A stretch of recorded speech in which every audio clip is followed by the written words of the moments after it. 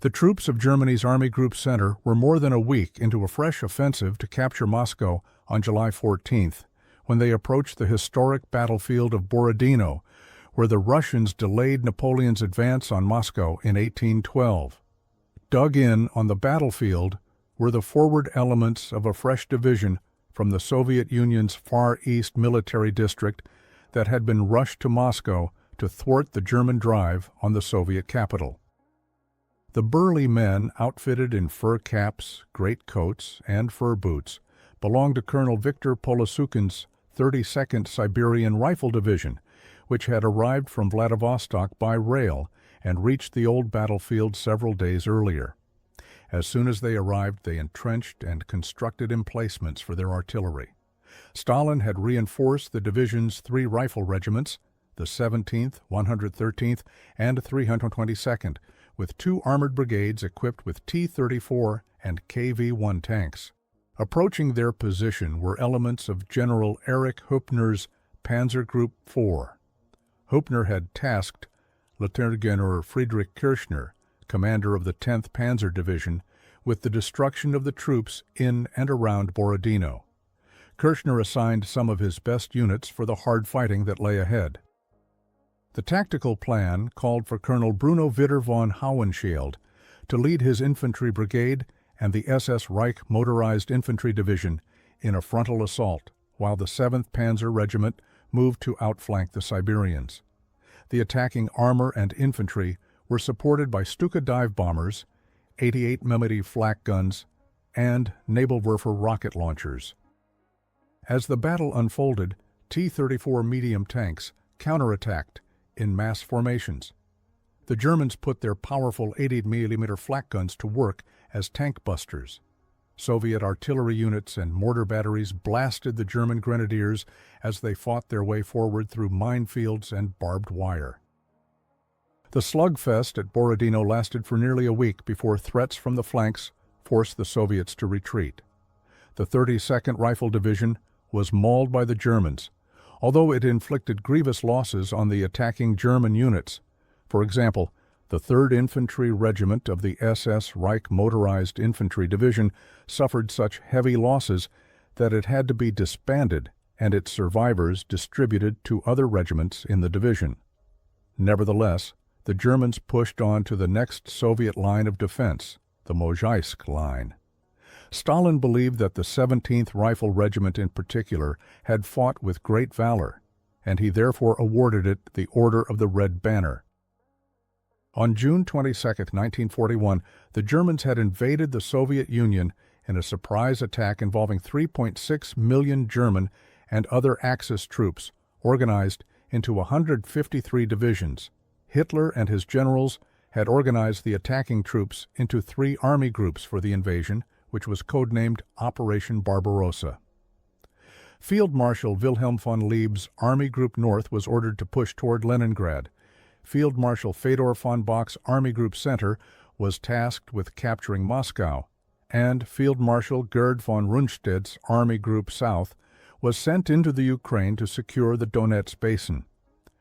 The Oberkommando des Heeres, OKH, the German Army High Command, believed that the Red Army could be defeated west of the Dwina-Dnieper line, but it had not developed contingency plans if that did not occur as expected. Despite suffering devastating losses early in the campaign, the Red Army did not collapse. It was able to hold itself together through the grim determination and draconian measures instituted by the ruling Communist Party. The German timetable for a lightning-fast campaign to occupy all of the European Soviet Union within 4 months slowly began to unravel. Although German panzer formations continued their push eastward, infantry divisions fell far behind, not only because they lacked mechanized transport, but also because they had to methodically eliminate large pockets of Red Army troops. Army Group Center became embroiled in a 2-month-long slugfest known as the Battle of Smolensk in July. The battle raged over a swath of territory that was 400 miles long and 150 miles deep. It began on July 10th when General Heinz Guderian's Panzer Group 2 and General Hermann Hoth's Panzer Group 3 advanced from Vitebsk toward Dukovshchina and Orsha toward Yelnya. Their objective was to encircle the Soviet 16th, 19th, and 20th Armies. During the titanic clash, the Germans were startled by the effectiveness the Soviet of T-34 medium tank and KV-1 heavy tank, Katyusha rocket launcher, and IL-2 Sturmovik ground attack aircraft. These weapons platforms awed the Germans, and they had no choice but to acknowledge that the Soviets had made impressive strides in military technology. The T-34 medium tank was superior to any tanks the Germans had in action at the time. The T-34 outclassed the German Army's Panzer IV in many respects, including speed, armament, and armor. Its 76 mm long gun was more effective than the Panzer IV's short-barreled 75 mm gun. The two Soviet tanks had sloping hull and turret armor that enabled them to withstand all but the heaviest German anti-tank guns. Last but not least, both the T-34 and KV-1 had wide treads that gave them better traction on mud and snow than the German tanks. Hitler and the generals of his personal staff in the Oberkommando der Wehrmacht, OKW, clashed sharply with the OKH generals in regard to how Barbarossa should proceed.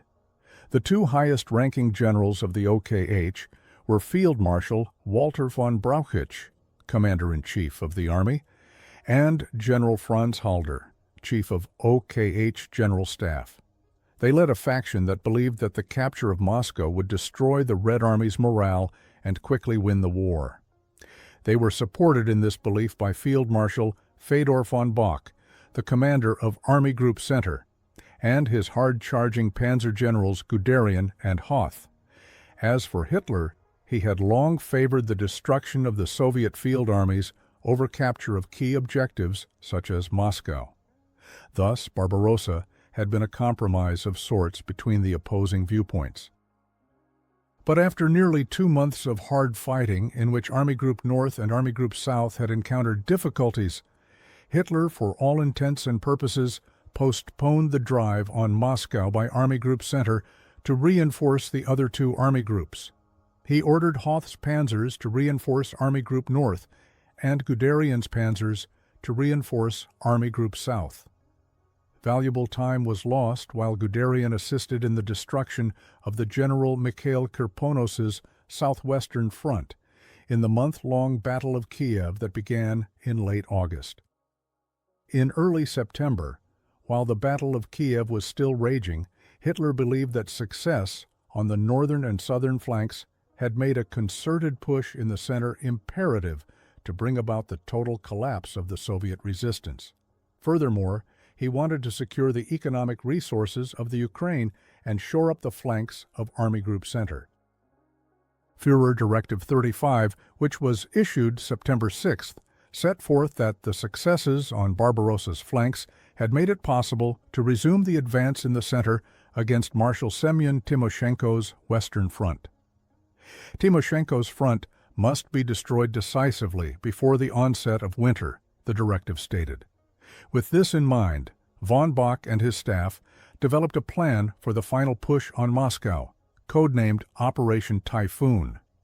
In the initial stage of the operation, Panzer Groups 2, 3, and 4 were to surround and destroy the bulk of the Red Army forces facing Army Group Center in and around Viazma and Bryansk.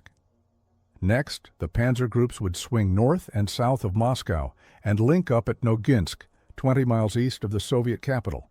The northern pincer, composed of the Hoth's Panzer Group 3 and General Erich Höppner's Panzer Group 4, would strike at Moscow from the northwest through the city of Kalinin, while the southern pincer, Panzer Group 2, was to advance on Moscow from the southwest through Tula. Meanwhile, General Gunther von Kluge's 4th Field Army would advance directly toward Moscow from the west. German forces for Operation Typhoon numbered approximately 2 million men, 1,700 tanks and assault guns, 14,000 artillery pieces and mortars, and 780 aircraft.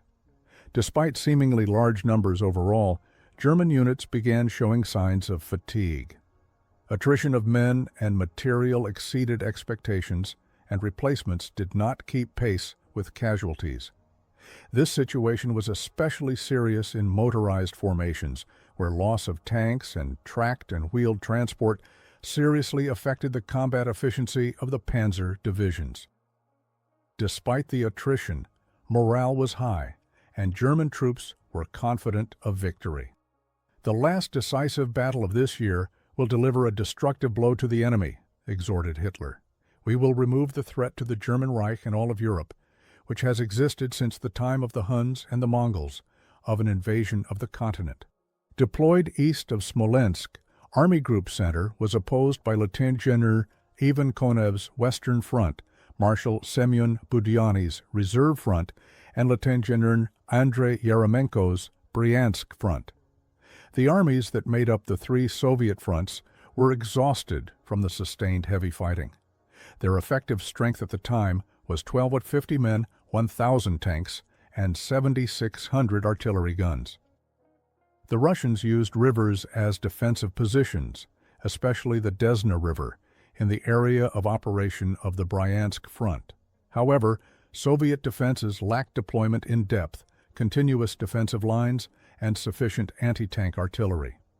Soviet formations, especially those of the Western and Bryansk fronts, were brittle after tremendous losses sustained during the summer fighting.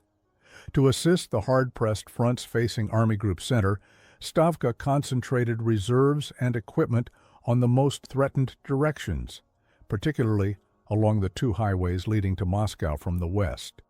Having the farthest distance to travel, Guderian's Panzer Group 2, which was deployed on Army Group Center's southern flank, was given a lead of 3 days over the other panzer groups.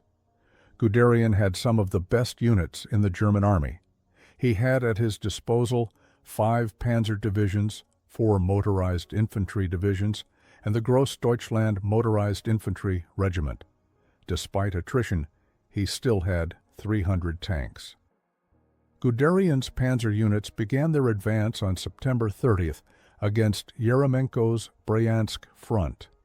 They caught Maj. Gen. Arkady Ermakov's operational group by surprise. When he reported the German attack to Yeremenko, he was instructed to counterattack. He sent his 30 light tanks against Kampfgruppe Eberbach of the 4th Panzer Division on October 1st, only to see them turned into flaming hulks. Once through the porous Soviet defenses in the sector, the 24 Panzer Corps reached Orel on October 3rd, while the XL-5 Panzer Corps captured Bryansk on October 6th. The rest of Army Group Center attacked on October 2nd. On Guderian's left, despite strong artillery and air support, the 2nd Field Army stalled in front of forward Soviet defenses along the Desna River in the face of determined Red Army opposition.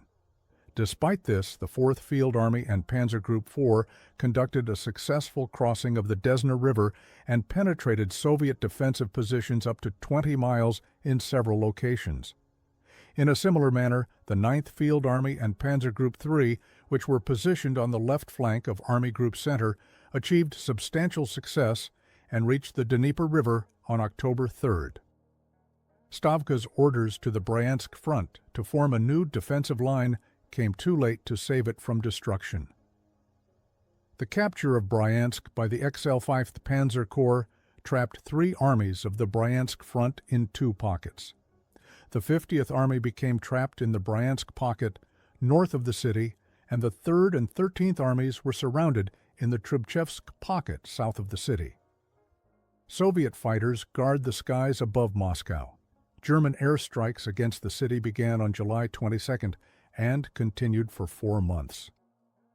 Similarly, the 2nd and 10th Panzer Divisions from Hopner's Panzer Group 4 closed the pincers east of Viazma on October 10th, thus trapping 4 armies of the Western and Reserve fronts, 19th, 20th, 24th, and 32nd, in a giant cauldron west of the city.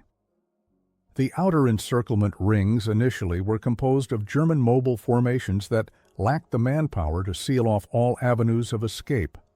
The Soviet troops trapped in the pocket made repeated attempts to break out to the east. But as German infantry divisions moved up, the noose tightened around the Red Army troops, and Luftwaffe aircraft unmercifully pounded their positions. Some of the Red Army troops, their units astonishingly cohesive, despite the constant shelling and bombing they endured, were able to escape their respective pockets during the following 2 weeks. They were reorganized and put in new defensive lines farther east. By the middle of October, the units still inside the Bryansk and Viazma pockets began surrendering en masse. Although 85,000 soldiers escaped encirclement, the German army captured 68,000 Soviet soldiers. Even as the fighting continued in the Viazma and Bryansk pockets, the first snow fell on October 7th. The resulting snowmelt turned the Russian roads, most of which were unpaved, into a quagmire of mud. As a result, the German supply system slowed to a crawl. Heavy rains began a week later, heralding the arrival of the Rasputitsa, literally meaning time without roads, season in which travel on roads was extremely difficult because of muddy conditions. Rasputitsa, which occurs throughout Belarus, Russia, and Ukraine in the spring and fall, results from poor drainage of underlying clay-laden soils. The Rasputitsa robbed the Germans of their mobility, which was one of their key advantages over Soviet forces. Vehicles broke down repeatedly or sunk to their axles in the sticky mud. Teams of men were commonly required to push and pull trucks and horse-drawn wagons out of the mud. Although Soviet forces also fell victim to the mud season, they had shorter supply lines than the Germans. With the collapse of Soviet forward defenses, Stavka issued orders on October 9th for the creation of a new defensive line centered on the city of Mozhaisk, just 80 miles from Moscow. As survivors of Western, Reserve, and Bryansk fronts trickled back, they reformed along the new defensive line. Western and Reserve Front units that had been mauled in combat were combined into the Western Front under the command of General Georgy Zhukov.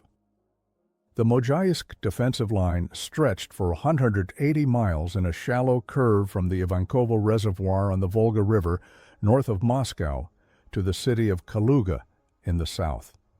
Zhukov, who was acutely aware that the 9,000 men under his command were woefully inadequate to create continuous defenses, concentrated his forces to defend main arterial roads leading to Moscow. Even before pockets at Bryansk and Viazma were eliminated, the Germans resumed the offensive toward Moscow. As they advanced, they exploited gaps in the Soviet defenses. The exhausted Red Army units gave way, and the Mozhaisk defensive line collapsed within a week. On the northern flank, Major Josef Eckinger's advanced detachment of the Lieutenant General Friedrich Kirchner's 1st Panzer Division captured Kalinin on October 14th, in the process cutting the Leningrad-Moscow Railway and capturing an intact bridge over the upper Volga. This put the Germans in that area just 93 miles from Moscow. To defend Moscow from the north, 3 right flank divisions of the Western Front were reorganized into a new Kalinin Front under Lieutenant-General Ivan Konev. In the center, the Russian cities of Maloyaroslavets, Mozhaisk, Narofominsk, and Volokolamsk all fell in quick succession to the Germans. By the end of October, German forces stood within 50 miles of Moscow. As the Germans pressed ever closer, the Soviet State Defense Committee issued orders on October 15th for the evacuation of governmental, cultural, and industrial institutions, as well as foreign embassies, from Moscow. The next day, wholesale departure from the capital began to the east. The evacuation and resulting panic became known as Bolshoi Drap, Big Bug Out. For 3 days beginning on October 16th, all semblance of order in Moscow collapsed. Factories, stores, and civil administration stopped working. Buses and streetcars did not run. Officials at all levels attempted to use their positions to secure transport for themselves and their families out of the city. At some factories, management attempted to pay the workers before shutting down, while at others, officials fled with the money. Some food stores attempted to distribute the food on hand, while others were stormed and looted by the panicked populace. The Russians looted the warehouses, and criminals robbed and committed various atrocities with impunity. Civil order broke down entirely as Moscow residents assaulted public officials who they believed had forsaken them. Train stations were thrown into chaos as crowds stormed the trains to secure a seat. Roads to the east became clogged with streams of trucks, cars, buses, and horse-drawn wagons surrounded by people fleeing on foot. In just a few days, the population of Moscow had been reduced almost by half. When governmental institutions were evacuated, Soviet leader Joseph Stalin and a handful of advisors assisted by skeleton staffs remained at their posts. The Soviet government on October 19th began reasserting order by draconian measures. Police and military patrols appeared on the streets in force. Captured looters and bandits were shot on the spot, and within 3 days order was restored in the Soviet capital. While lawlessness in Moscow was brought under control, the situation at the front became critical. On October 20th, the State Defense Committee declared that Moscow was under siege. 3 concentric defensive positions with extensive earthworks were established around the city. Stavka put Zhukov in charge of the outer perimeter and placed Lieutenant General Pavel Artemyev, commander of Moscow's garrison, in charge of the city defenses. The first defensive ring was an outer perimeter, the second defensive ring ran along Moscow's suburbs, and the third defensive ring was in the heart of downtown Moscow. Approximately 100,000 civilians from Moscow and its vicinity, 3/4 of whom were women, furiously labored mainly with picks and shovels to erect anti-tank obstacles and dig anti-tank ditches. Inside the city, the garrison and the workers' militia were tapped to defend an array of defenses that included barricades, anti-tank ditches, and gun emplacements. Unbeknown to the civilians, the majority of strategic objectives in Moscow were mined for demolition. Steps were taken to deal with every possible contingency. For example, resistance cells were organized to continue the struggle should the city fall to the Germans. The Soviets created a formidable air defense system for Moscow, consisting of 1 aviation and 1 air defense corps. The 6th Fighter Corps numbered 600 aircraft, almost half of which were fighters. The 1st Air Defense Corps was armed with 1,000 anti-aircraft guns and 300 quad machine guns. The defenders placed anti-aircraft guns and machine guns on the roofs of Moscow's buildings. To pinpoint the German aircraft, they used hundreds of searchlights, and to thwart flights over the city, they launched barrage balloons. German aviators, many of whom were veterans of the London Blitz, said that they had never encountered as dense a curtain of anti-aircraft fire as they did over Moscow. The Germans had made their first major aerial bombardment of Moscow on July 22, 1941. In that bombing mission, 220 Luftwaffe aircraft had attacked in 4 waves over a period of 5 hours. Although Soviet air defenses took a heavy toll on German aircraft, air raids on Moscow steadily escalated, peaking in November of that year. The bombing continued steadily until June 1943. In total, the Germans destroyed 6,000 buildings and killed an estimated 2,000 civilians. On October 26, delayed by bad weather and fuel shortages, leading elements of the 2nd Panzer Army arrived before the city of Tula, the traditional center of the Soviet Union's armaments industry. Survivors of Soviet 50th Army, after breaking out of the Bryansk pocket, conducted a fighting retreat to Tula, where the army was reorganized and reinforced. A large militia regiment formed from the city's workers took an active part in the city's defense. Shifting the majority of the available fuel and ammunition to his leading Kiev-White-Fairs Panzer Corps, Guderian launched repeated attacks against the city. Although the Germans reached the outskirts of Tula, they got no farther. While the fighting raged, Tula's factories worked around the clock producing ammunition and repairing vehicles. Unable to capture Tula, Guderian was forced to swing east in an attempt to reach Moscow on a parallel route through Kashira.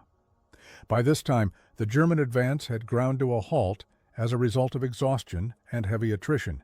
Indeed, many of the German divisions were down to one-third of their men and equipment. OKH ordered a halt to offensive operations on October 31st. Stalin's determination and willingness to defend Moscow at all costs had paid off. A month earlier, on the same day that Guderian kicked off Operation Typhoon, a conference took place in Moscow between Soviet, American, and British representatives. The United States had been providing economic assistance to the United Kingdom in its struggle against Hitler since January 1941. Stalin requested similar American and British assistance. U.S. President Franklin Roosevelt agreed on October 30th to extend the $1 billion interest-free loans to the Soviet Union for purchases of armaments and raw materials. The Russians already were receiving equipment such as Matilda and Valentine tanks and Hawker Hurricane fighter aircraft from the British government. It's worth noting, though, that the British and Americans did not give the Russians their best equipment. To stiffen the resolve of the Red Army and the Soviet people, Stalin ordered the traditional military parade held on November 7th in Red Square in Moscow. Several of his advisors recommended canceling the parade, but Stalin insisted. Many commanders expressed concern that the German bombers would stage a massive attack to disrupt the parade and kill the Soviet leadership. To guard against this threat, the Soviet Air Force began preemptive strikes against German forward airfields 2 days before the scheduled parade. The weather also cooperated, for low clouds and heavy snow were forecast for the event, thus reducing the concern of military officials. The Moscow garrison, as well as units moving through the city to the battlefront, marched past Stalin and other senior leaders of the Soviet Union, where they stood atop Lenin's mausoleum on November 7th. The show of determination was a great success. It demonstrated to the world the strengths of the Soviet people and their intentions to continue the fight against the invaders. During the first week of December, frost formed on the roads in the Moscow region. The frozen ground enabled German units to move not only on the roads, but also through the countryside. Up to that point, sporadic fighting had occurred on the Moscow front as both sides reinforced their positions. Compared to the situation in October, the Red Army's condition improved significantly. Defensive positions of the 3 Soviet fronts stretched for 700 miles. Lieutenant General Ivan Konev's Kalinin front held the right flank, Marshal Georgy Zhukov's western front held the center, and Timoshenko's southwestern front held the left. Stavka had dissolved the Bryansk front and distributed its units between the western and southwestern fronts. As for Moscow, it was protected by artillery and engineer units positioned astride strategic roads into the city. Soldiers and civilians alike stoically braced for the German attack. Not content with static defense, Stalin constantly demanded that the Red Army units attack. Zhukov attempted to convince Stalin that the forces under his command were barely adequate for defense, let alone attack. However, there was no persuading Stalin. Zhukov, therefore, reluctantly ordered Lieutenant General Konstantin Rokossovsky's 16th Army to attack on October 16th. Rokossovsky's 3 depleted divisions were reinforced by the fresh 316th Rifle Division under Major General Ivan Panfilov and the 1st Guards Tank Brigade under Colonel Mikhail Katukov. A task force consisting of Rokossovsky's 2 rifle divisions, Katukov's Tank Brigade, and 2 cavalry divisions under Marji. General Lev Dovator were to retake the town of Volokolamsk on the Moscow highway. While Rokossovsky was preparing his forces, Army Group Center renewed its offensive on November 15th. Its objective was Klin, which was situated northwest of Moscow. The spearhead of Panzer Group 4 was General Rudolf Weil's 2nd Panzer Division, a relatively fresh unit. The division was outfitted with Panzer IIs, Panzer 38Ts, and Panzer IIIs. It also had a small number of Panzer IVs. The main thrust of the German offensive fell on Panfilov's 316th Rifle Division, which was the strongest division in Rokossovsky's command. Arriving from Siberia in August, the division spent most of the time in the reserve and was involved in active fighting only since October. Panfilov's division was bled dry after 5 days of fighting, having lost 4/5 of its personnel. Although they had inflicted heavy losses on the Russians, the Germans were able to make only minor inroads into the Soviet defenses. In many instances, they advanced less than 2 miles a day. The 2nd Panzer Division was not able to achieve its objective of capturing Klin by October 20th. Nevertheless, the 7th Panzer Division of Panzer Group III captured the town 3 days later. The situation was so dire that Stalin called Zhukov and demanded an honest answer as to whether Moscow could be saved. Zhukov replied that it could, but reserves needed to be deployed immediately. Stalin transferred 3 armies from the reserves: the 1st Shock Army under Lieutenant General Vasily Kuznetsov, 10th Army under Major General Mikhail Yefremov, and 20th Army under Major General Andrei Vlasov to Zhukov's Western Front. 2 armies, the 24th and 60th, were deployed to defend the city. On November 27th, Major Hans Freiherr von Funk's 7th Panzer Division seized a bridgehead on the Moscow-Volga Canal, the last natural terrain obstacle on the way to Moscow. Its leading elements stood within 20 miles Moscow's downtown, but the German offensive power was spent. A determined counterattack by the reserve 1st Shock and 20th Armies drove the Germans back. Soviet combat engineers blew up 6 dams north of Moscow to hamper German progress. The resulting flooding inundated the surrounding low-lying terrain. A wall of water up to 8 feet high and 30 miles wide flooded some villages, drowning residents who had not been warned because of the desire not to jeopardize security. In the south, Guderian renewed the offensive on November 18th by attempting to bypass Tula toward Kashira. However, the exhausted Germans were making slow progress, at times barely 5 miles a day, in the face of constant Soviet counterattacks. By November 27th, Guderian's offensive petered out, and the threat to Moscow from the south was permanently eliminated. The troops were no longer strong enough to capture Moscow, and I therefore decided with a heavy heart, on the evening of December 5th, to break off our fruitless attack and withdraw to a previously selected and relatively short line, which I hope I shall be able to hold with what is left of my forces, Guderian wrote about the situation. Having encountered strong resistance north and south of Moscow, Army Group Center launched a frontal attack on Moscow with the 4th Field Army on December 1st. The Germans fought their way east along the Smolensk-Moscow highway. The German attack, supported by a small number of tanks, ran into well-prepared positions of the Soviet 1st Guards motor rifle divisions.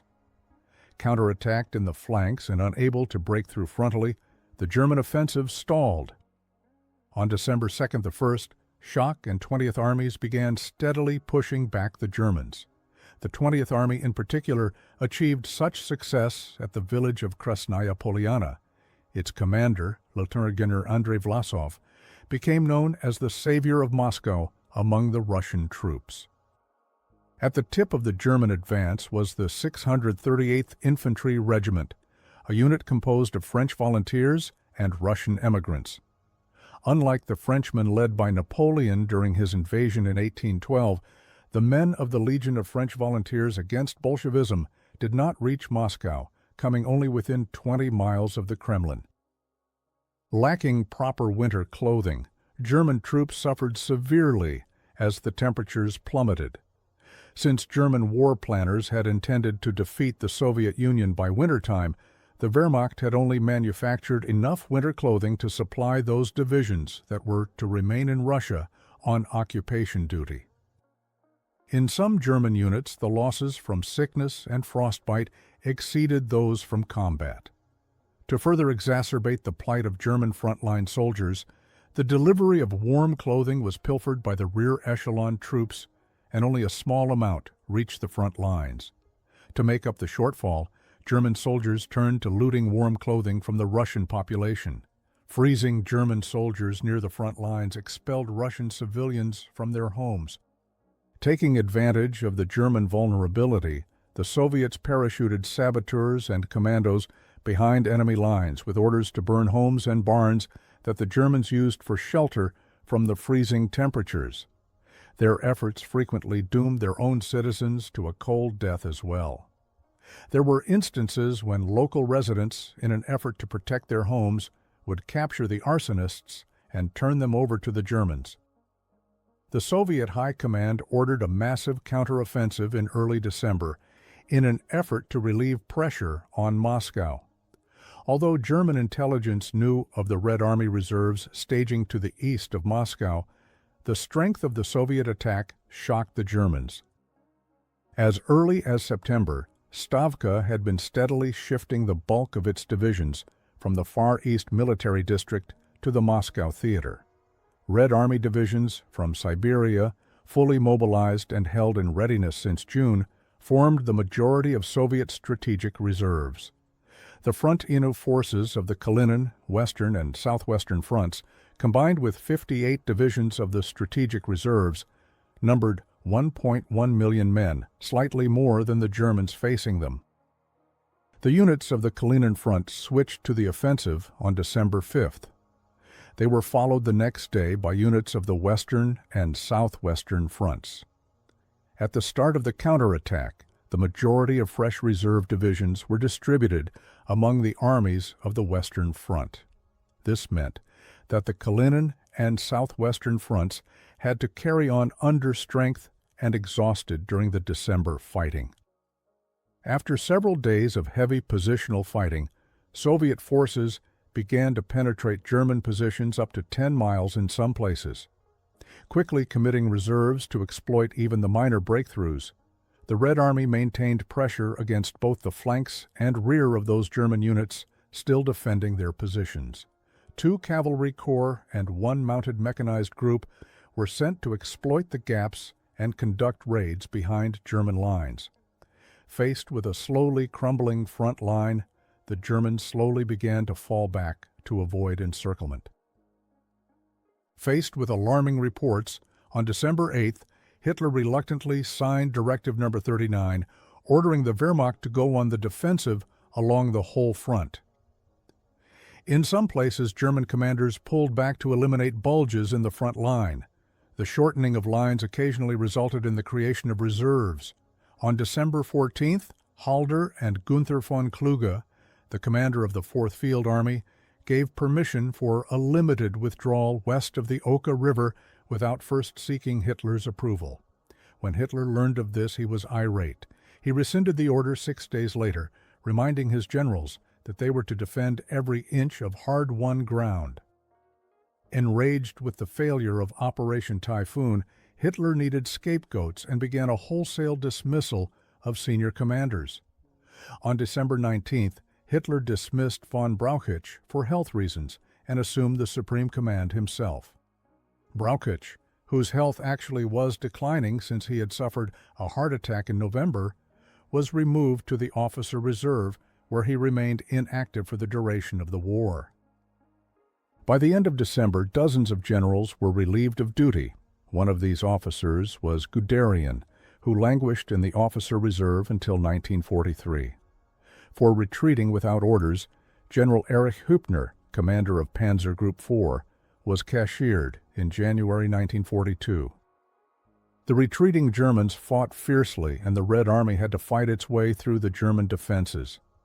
Despite its battlefield losses, Army Group Center remained a potent and dangerous battle force. Indeed, Soviet casualties mounted to the point when the Moscow counteroffensive ground to a halt in the first week of January 1942. Historians still debate the losses sustained by the opposing sides during Operation Typhoon and the Soviet counteroffensive. The start of the Battle of Moscow is commonly considered to be September 30th, 1941, but there are still debates about the date of the end, of the giant battle. Western sources typically consider the first week of January 1942 as the end of the Battle of Moscow. In contrast, many Russian sources include the Rzhev operation that followed, which began on January 8, 1942, and ended on March 3, 1942, as part of the battle.